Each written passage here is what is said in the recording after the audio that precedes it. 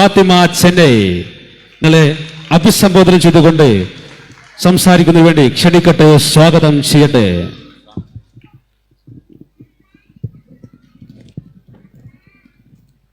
Ladies, gentlemen and gentlewomen, I welcome you with the Islamic greetings. Assalamu alaikum, beautiful people. May peace and mercy of the Almighty be on all of you. I would like to thank the Perambra district for IUML League for inviting me today. It's truly an honor. Perambra is such a beautiful place with such beautiful smiles. For the number of times that I have come to Kerala, Kerala now feels like my second home. So it's nice to be back here again. Now before I begin, can I have a show of hands, please? How many here are school or college students? Show of hands, please. Okay. How many here are below the age of 35? How many below the age of 35? Okay. We have a good crowd. A special salam to you all. Because I have come here today just to talk to you mainly, the youth. Did you know that we make up more than 60% of the Indian population? Did you know that we are more than 800 million of us in India? Did you know that about 40% of the Indian population are aged between 13 to 35, according to the National Youth Policy? We have made India as the youngest country in the world today. But here's my real question. If we are the youngest country in the world, why is India still called as a developing country and not as a developed country? With advanced infrastructure and technology and 100% literacy, because we are the youngest country, right? This makes me wonder, what is the idea of development that is there in the minds of our youth? Which leads us to question, what is this 60% of population even doing? What are our youth doing?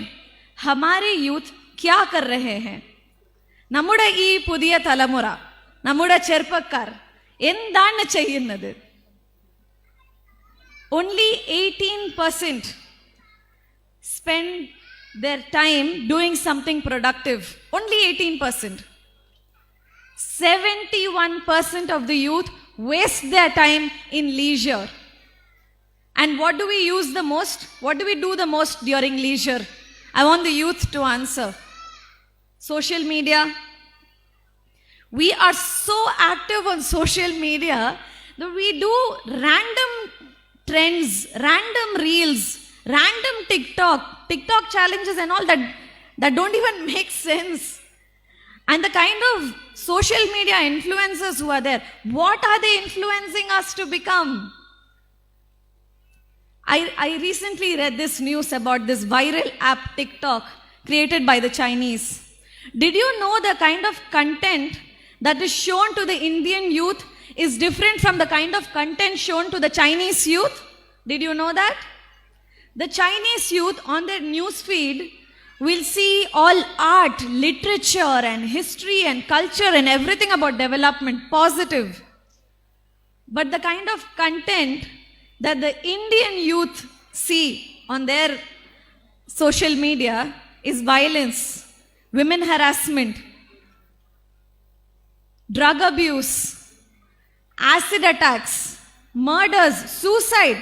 Did you know our youth are committing suicide on TikTok, on Instagram, because it goes viral?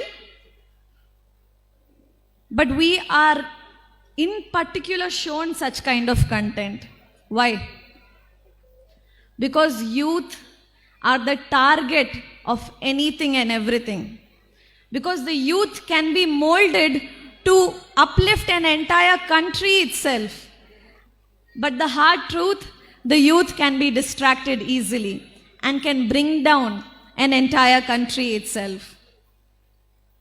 We are so distracted that only 46% of the youth don't even want to know what is happening in India. There's so much chaos happening, there's so much wrong happening, but 46% don't even want to know. They don't even have an opinion.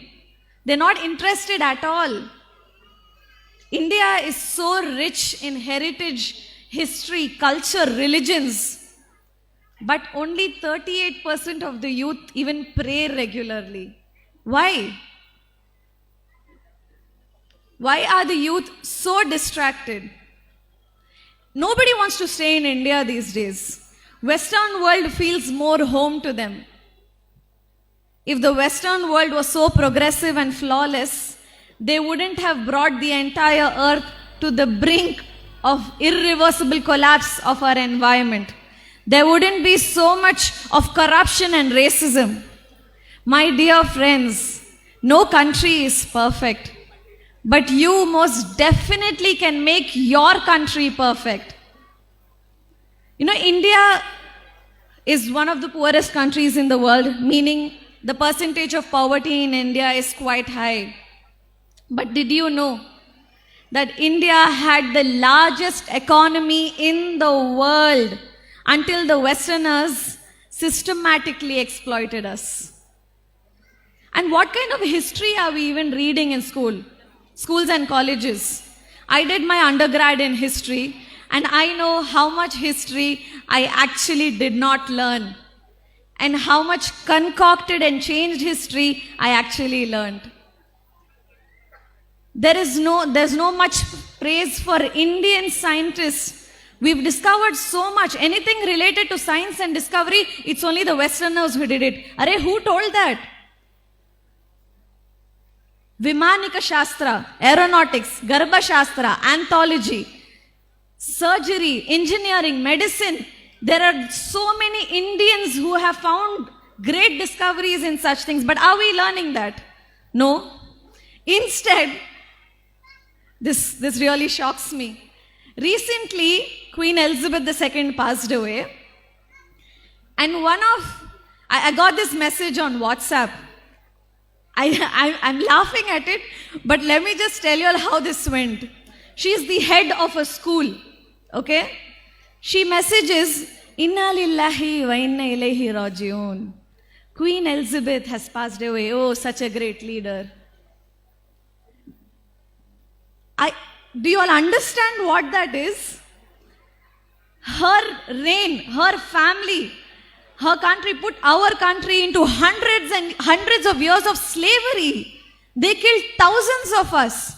Okay, you want to appreciate somebody for who they've been, at least acknowledge the fact of what has taken place in your own country. Be proud of your heritage. Be aware of your own history first. When we see so much crime happening, I put them in two categories. Number one, divide and rule policy. Number two, destroying and seducing the youth. When I see this happening, I can understand from an eagle's point of view that all of this is organized crime.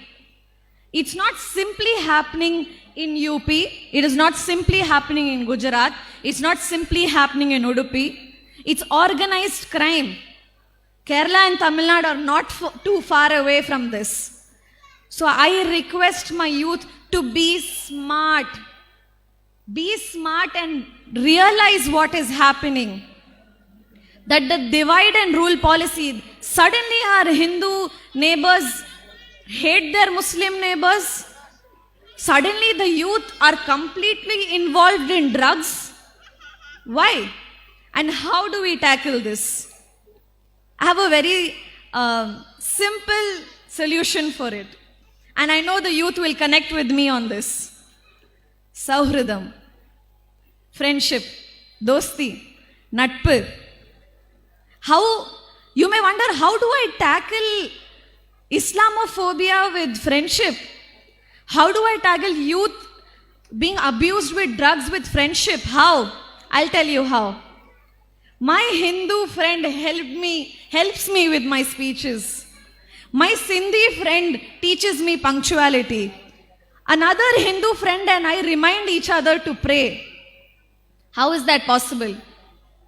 Because when we, the youth, make friends, we don't ask, are you a Hindu? Are you a Christian? We simply become friends. Probably weeks later we come to know, acha, he's a Hindu. Oh, okay, he's a Christian. When we make friends, we don't differentiate. Same step, we don't divide and rule. So that won't apply to us, the youth. Same applied to the youths being involved in drugs. I'll tell you how these fascist, Nazist groups are pulling our youth into drugs. They first become your friends. Please make that clear. Youth don't randomly get drugs in their hands. These fascist powers become your friends first and then slowly start giving you these drugs as if they're chocolates. Or they tell you, oh, it's cool. Only then you can be part of our friends group. You should take drugs. So I go back to the first step. I go back to the solution I gave you. Sahridam. Make the right kind of friends and they will help you grow. They will not let you go astray. They will not differentiate. You know, my friends from other religions and communities stand up and talk on the attacks that are happening against Indian Muslims in India. A Christian stood on my right, a Hindu stood on my left when we were protesting for the Bilkis Banu rape case. That is India. We are much smarter than our ancestors. We will not let India go down in divide and rule policy. We will stand united because we have Sauridam, because we have friendship. For this, I'll tell you one thing. Tell me who you are. Tell me who your friends are, and I will tell you who you are. Is that English proverb? നിങ്ങളുടെ സുഹൃത്തുക്കൾ ആരാണെന്ന് പറയൂ. നിങ്ങൾ ആരാണെന്ന് ഞാൻ പറയാം. I conclude with a request to the society. Dear society, treat the youth of your houses as the future leaders of this country. Dear society, educate our youth, give them sex education, tell them our actual history and heritage, educate them like the future leaders of this country. Dear society, I ask the police to protect the youth, not take bribes from them, not ill-treat them on the roads, but protect them like the future leaders of this country. Dear society, I request the politicians to guide the youth, to show us the right kind of politics, to show us that politics is not corrupt, to guide them like the future politicians and leaders of this country. Dear society, understand that the youth are the future of this country. So guide them right. This is Fazila Fatima, a proud Indian Muslim youth. Wa akhiru da'wana alhamdulillahi rabbil alameen. Assalamu alaikum wa rahmatullahi wa barakatuh.